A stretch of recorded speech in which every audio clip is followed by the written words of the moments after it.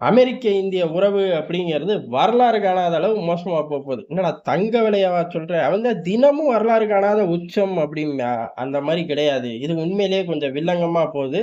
ஆனா எப்ப வேணாலும் ட்விஸ்ட் அண்ட் டர்ன்ஸ் வரும். அந்த டைவ்ல பாகிஸ்தான் சிதறும். அதத்தான் நம்ம விரிவா பார்க்க போறோம். அமெரிக்காவை பொறுத்தவரை அன்னே சகுனி இப்ப சைக்கோக்கு போயிட்டான். சைக்கோ கேட்டகிரிக்கு போய் நமக்கு எதிரா வேலைகளை பார்க்க ஆரம்பிக்கிறாங்க. இதுல முக்கியமா எங்க இருந்து ஆரம்பிக்கிறாங்க? அவனுங்களுக்கு தெரிஞ்சதும் பிடிச்சதுமான அந்த விளையாட்டு. பாகிஸ்தானை தூக்கி வச்சு விளையாடுறது. ஆனா ட்ரம்ப்பை பொறுத்தவரையும் பாகிஸ்தானை தூக்கி வச்சு மடியிலேயே வச்சுக்கிறான். நேர தலையிலேயே ஏறி இரட்டை கோபுர தாக்குதல் மாதிரி ஏதோ ஒண்ணு நடக்கும். இல்ல இல்ல நீ பொறாமையில என்னத்தையோ சொல்ற அப்படின்னு நினைக்கலாம். ஆனா கட்டாயம் மிதி விழுகும். எப்பன்னு தெரியாது, பார்ப்போம். ஆசிம் முனீர் பாகிஸ்தானுக்கு போறது கன்ஃபார்ம் ஆச்சு. இதனால இந்தியாவுக்கு எதிராக எதையாச்சும் வாய் விடுவாங்க அப்படிங்கறதுதான் எல்லாரோட நிலைப்பாடு. ஆனா சில சமயங்கள்ல இந்தியாவுக்கு ஒரு அழுத்தத்தை மறைமுகமா கொடுக்கறக்காக கூட இருக்கும். ஆனா பெரிய அளவுல வாய் பேசாம இருக்கலாம்னு 2 தியரி ஓடுச்சு. டெல்லி வட்டாரத்திலே 2 தியரி ஓடுச்சு. 2க்கும் டெல்லி தயாரா இருந்துச்சு. ஆனா கொஞ்சம் வாய் பேசுறதே அதிகமா பேச ஆரம்பிச்சிட்டாங்க. அந்த அளவுக்கு அமெரிக்கா ட்ரம்ப் ஒரு ஃப்ரீ ஹேண்ட் கொடுத்திருக்காரு. எது தீவிரவாதி ஆசிம் முனிருக்கு. தீவிரவாதிக்கு எப்பயுமே முழு சுதந்திரம் கொடுத்து மடியில உட்கார்ந்து வச்சு சோறு விட்டுறதுலாம் அமெரிக்கர்களை மிஞ்சவே முடியாது. எல்லா காலகட்டத்திலையும் பின் லேடனை யார்ரா வளர்த்து விட்டா? அவன் தான் வளர்த்து விட்டான். தாலிபான்களை இப்ப யார்ரா ஒரு அரசாங்கமா உருவாக்கி வச்சிருக்கா? அவன் தான் உருவாக்கி வச்சிருக்கான். அவனை தீவிரவாதின்னு சொன்னது யார்ரா? இவன் தான்.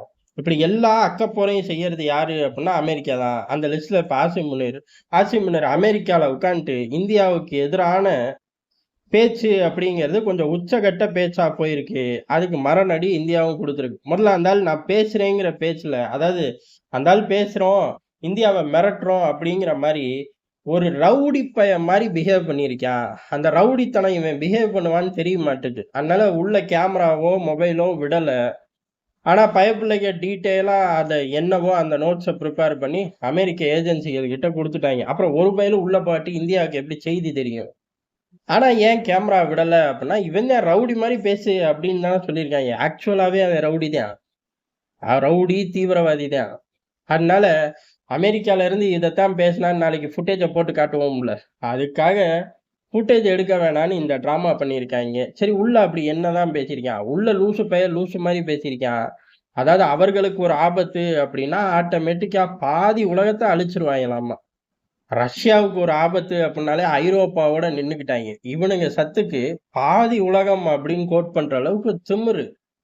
பூனை கண்ணை மூடிட்டு இருண்டுருச்சு உலகம்னு சொல்லுமாமா. அந்த மாதிரிதான் இந்த பயப்பிள்ளையோட பேச்சு.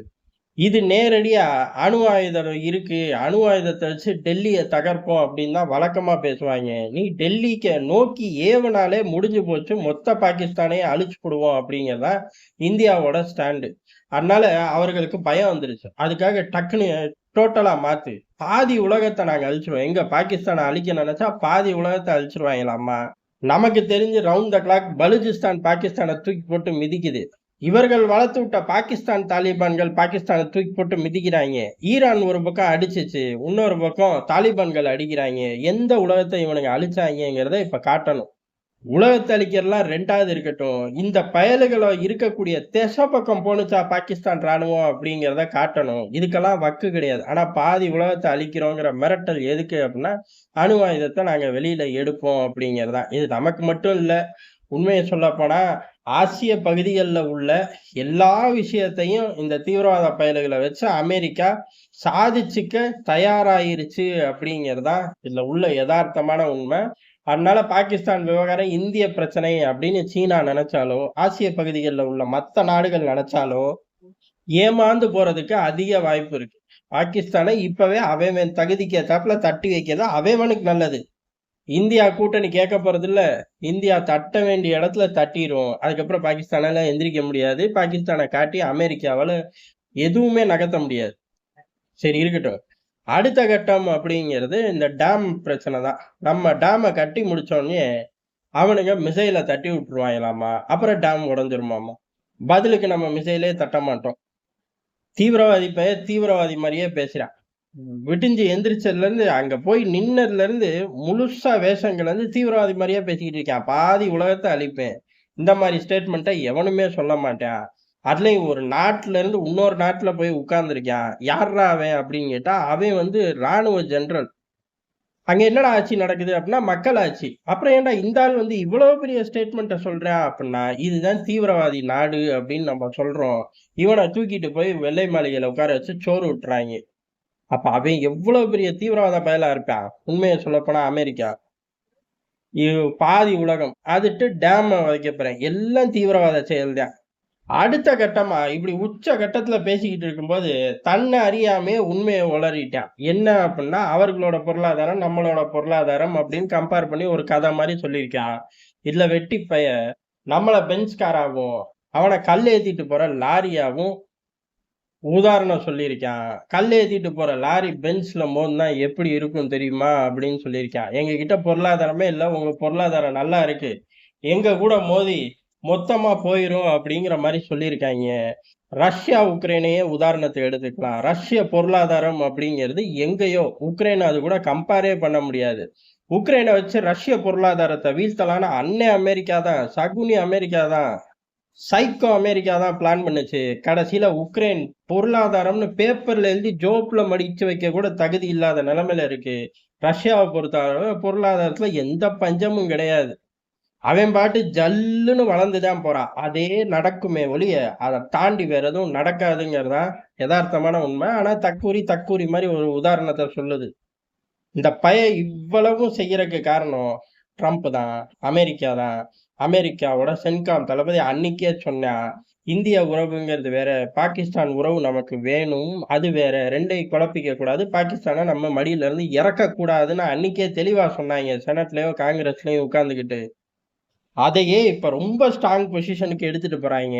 எடுத்துட்டு போய் உருப்பட போறது கிடையாது. இந்தியாவை பொறுத்தவரையும் ஒரு நாட்டோட தலைமை கிடையாது. அந்த நாட்டுல மக்களாட்சின்னு சொல்லிக்கிறாங்க. நீங்களும் அதையே ஏத்துக்கிறீங்க. அப்படி இருக்கும்போது ஒரு ராணுவ தளபதி போய் பேசுறது, அதுவும் ஒரு 3வது நாட்டுல உட்கார்ந்து பேசுறது, இவனுங்க எவ்வளவு பெரிய தீவிரவாத பயலுகங்கிறத நீ பாத்துக்க அப்படின்னு சொல்லி வெளியுறவுத்துறை இறங்கி அடிச்சிருது. அதே சமயம் இந்த பேச்சை இந்தியா வேடிக்கை பார்க்காது. இந்த பேச்சுக்கு கவுண்டர் ஸ்டெப்ப நாங்க எடுத்தே தீருவோம் அப்படின்ட்டு வெளியுறவுத்துறை இறங்கி அடிச்சது. ஆனா ஆசிம் முனீர் போய் இறங்கி இந்த கூத்தெல்லாம் செய்யறதுக்கு முன்னாடியே ராணுவ தளபதி மிகப்பெரிய போருக்கு தயாராகுங்கடான்னு இந்தியாவுக்கு சொல்லிட்டார்.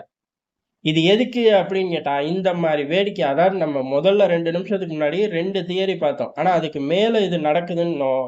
இதுக்கும் மேல நடந்தா கூட தயாரா நாங்க இருக்கோங்கிறத இந்த நிகழ்வுக்கு முன்னாடியே அமெரிக்காவுக்கு இந்தியா கன்வே பண்ணிருச்சு. அதுதான் ராணுவ தளபதியோட ஸ்டேட்மெண்ட். அடுத்த யுத்தத்துக்கு தயாரா இருங்க அப்படின்னு. இதை எதையுமே புரிஞ்சுக்காம ஆடுறாங்க. கடைசியில புரியும் போது கையில ஒண்ணுமே இல்லாம பாகிஸ்தான் நிக்கும். பாகிஸ்தானை ஏவி விட்ட அமெரிக்கா தன்னோட டார்கெட் ஆசிய பகுதிகளில் பல விஷயத்தை இழக்க வேண்டியது வரும்.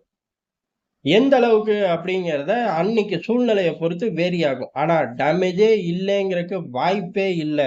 ஆசிம் முனீரை வச்சு ட்ரம்ப் போடுற கணக்கு தப்பு கணக்கு. பைடன் கணக்கை காட்டிலும் தப்பு கணக்குக்கு தூக்கிட்டு போய் விட போகுது. அதே சமயம் ஆசிய பிராந்தியங்கள் மட்டும் கிடையாது, ஒட்டுமொத்த உலகமும் ஒரு யுத்த காலத்தை நோக்கி போகுதுங்கிறதுக்கு இதுவும் நல்ல உதாரணம். இதுல இந்தியா மைலேஜ் எடுத்தே தீருங்கிறது யதார்த்தமான உண்மை.